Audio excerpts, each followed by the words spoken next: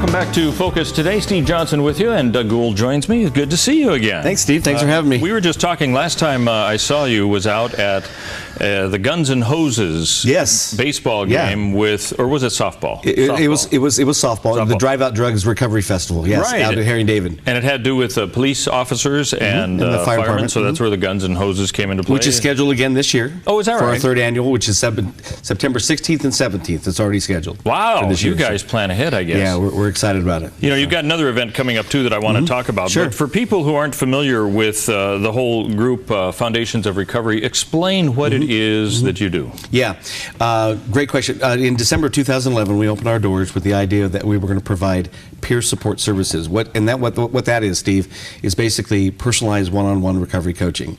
Taking someone that's actually been in recovery and strong in the recovery program, equip them with the tools and the necessary things they need to be a recovery coach, and then start working with the individual. And that's one-on-one. Is that pretty unusual for an organization to be able to be that intimate? Yeah, and see what's amazing is, you know, it started back on the East Coast back in Georgia in 1972, and it's just slowly moving across the nation. And Foundation for Recovery was one of the first organizations here in Southern Oregon to bring peer mentoring. And now Foundations for Recovery, we are now state certified as the drug and alcohol facilitator in this area. So now we're actually helping to facilitate other agencies to offer this type of services. And now peer support services are at Addiction Recovery Center, On Track, and several agencies around Klamath Falls and the coast and so forth. So yeah, peer support services is the key. And how many people are you working with in recovery? Right now we have 25 coaches volunteer. We have 15 active, and usually we try to keep our coaches not more than 5 participants with them. So right now we probably have about 70 people that we work with right now. Wow, and that's just in Southern Oregon. That's just with our agency. Yeah, right here. Yeah. And that is at the Medford general area, or is that Medford, Ashland, Eagle Point? We go all over Jackson County. We have a couple of our participants from Josephine County because we offer the peer support services. But it's word of mouth, and the churches are realizing now what we do because I think the church has been kind of behind the scene a little bit on reference to how to handle addiction. You know, and I'm a firm believer in prayer. Don't get me wrong, but I believe we need to offer treatment. And the recovery that you are addressing most likely is, are we talking hard drugs, that kind of thing? Well, we're talking substance abuse, chemical addiction, meth, heroin, drinking, so forth. So alcohol is part of it too for people? Absolutely. But we also do non-substance abuse. Describe that. Well, you know, I like what my colleagues, Patrick Doyle says. It's just not so much that we focus on addiction, but we focus on compulsive behavior. So we also work with those who are struggling with pornography, sexual addiction, sexual identity, in your last segment. Right. We do with food addiction, for example, myself, and gambling, shoplifting, all sorts of things. They come to you, or is it some court-ordered type thing? No, they come to us. So they realize they have a problem, and they're saying, "I need help." Absolutely, yeah. So that's probably the first big step, isn't it? When somebody finally says, "I have this problem," then you realize you're not forcing them in like a court-ordered type thing would be. Right? Yeah, we adhere to Prochaska's, D. Clementi and Prochaska's 5 levels of stages of growth. Yeah, we're all familiar with that. Yes, I know. But here's the thing. But I'm sorry to throw that name out there. That's okay. But it talks about the 5 stages of growth, and one being into that pre-contemplation stage where we've all been to that denial stage. Okay, sure. That I don't have an issue. Yeah. And so what we try to do is we try to show the individual and develop discrepancies in their story, because addiction is progressive, compulsive behaviors are progressive, and they always have an outcome. In other words, we reap what we sow. And so once they come to us and we can get through past that denial, then we can start working with them. When you say compulsive behavior, what does that mean in a practical sense? Well, and I try to make it as simple as possible. We all have behaviors, and how are our behaviors formed? Behaviors are formed because we have a thought of that behavior. Once I do that behavior, and I generate or develop the feelings and emotions behind that behavior, that then validates my thought. For example, I went to go get coffee this morning. It's a great idea. Absolutely. So I drink the coffee, that validates my emotion and feelings, and validates my thought. So therefore, I create that behavior. Same thing in reference to compulsive behavior with substance abuse and non-substance abuse behavior. All right. So that make sense? Yeah, the compulsive aspect is kind of an overlay to whatever that behavior might be in the drugs or whatever it might be. And what we try to do is at that thought process, at that one thought process, we can either go two ways. We can either go to the calamity side, which is the flesh, or we can go to the serenity side, which is the light. And we war against that thought. So there's always a choice whether we want to go calamity, which is usually fear-driven, and I like what Patrick, and I totally agree with him, pain chases addiction. Pain chases compulsive behavior. So if I've got a pain in my life, I choose something to cover that pain. That creates that behavior and validates my thought.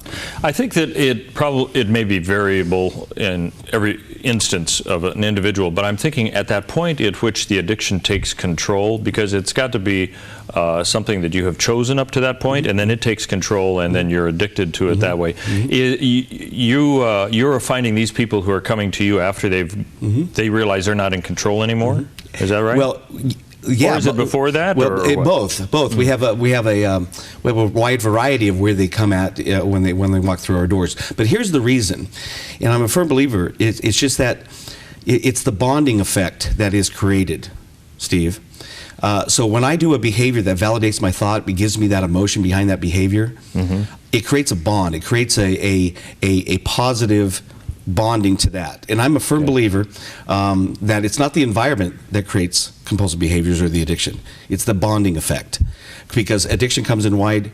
I mean, it affects a wide variety of folks, whether from the influential to the lowliest of economic scale. Addiction will affect different walks of life. And for this pastor, I relate on the alcohol. Okay, well, and you obviously have come out on the other side of it, and now you're working Foundations Recovery for Recovery. It's all right there. And you've got a Leap of Faith event going on at Vogel Park. This is Monday, February 29th, and it looks like it's an all-day thing. What is your Leap of Faith event? Well, we decided to kick it off this year because this year's leap year. And we wanted to do a community event to bring the other agencies in town to put a positive face on recovery. So we decided, when we finally got city approval, downtown Medford at the Vogel Plaza right next to Criterion, for 12 hours we're going to take a leap of faith against addiction.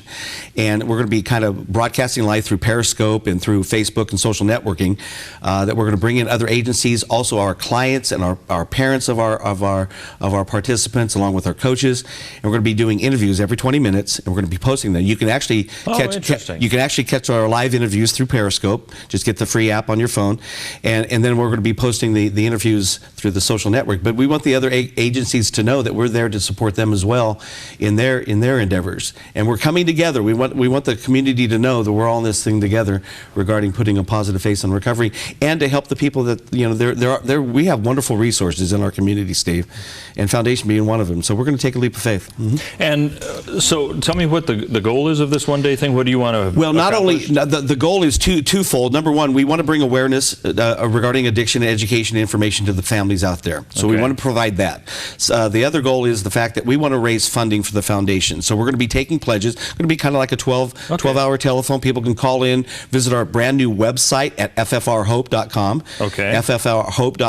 ffrhope.com, and or they can call the office and make a pledge, 245-HOPE.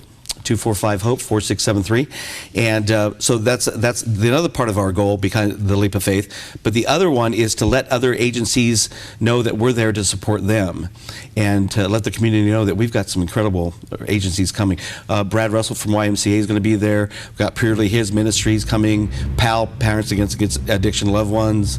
Compass House, Rogue Retreat. We're all coming together. And this is a whole day thing. I mean, 9 a.m. to 9 p.m. Yeah. People will find a time when they can obviously be there. Yeah, you can come down and check it out, or go online and follow us up with Periscope or whatever. I don't know that Vogel Park is that busy really in the evening like that, but it will be on that Monday. Yeah, it's going to be great. 29th. You got lights out there and everything? Yeah, we'll have it all. Are you going to have stuff to drink? Oh, sure. We'll have coffee, everything. I'm just trying to get a visual. We're not going to sell anything, but yeah, no, absolutely. Yeah. Well, that sounds kind of cool. Is this the first time you've done something like this? It is. We have our illumination. In fact, we got an illumination dinner coming up this Thursday at Bobby O's Pizza at 6 o'clock. If you want to know more about foundations, come there. It's a free dinner, 6 to 8. Then that's this Thursday. But yeah, we want people to know about it. Can they also get information on this Thursday's event at ffrhope.com? Absolutely. Go on our website and check everything out. All right. Sounds like you got a lot of things going on. We do. We want the community to know that we love them. All right. So the Bobby O's Pizza thing this Thursday. This Thursday, which 25th. I need to look at. Okay. And then on Monday, the 29th. The 29th, the Leap of Faith. Yeah. Leap of Faith against addiction. Let me give that website again. It's ffrhope.com. Absolutely. And it sounds like you've got a whole list of things there. We try. Good. Doug Gould, our guest, thanks for being with us on Focus today. Thanks for having me. And thank you for joining us as well.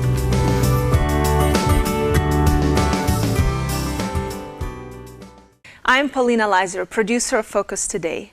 Thank you for watching this video, and make sure to check our other videos at thedove.us.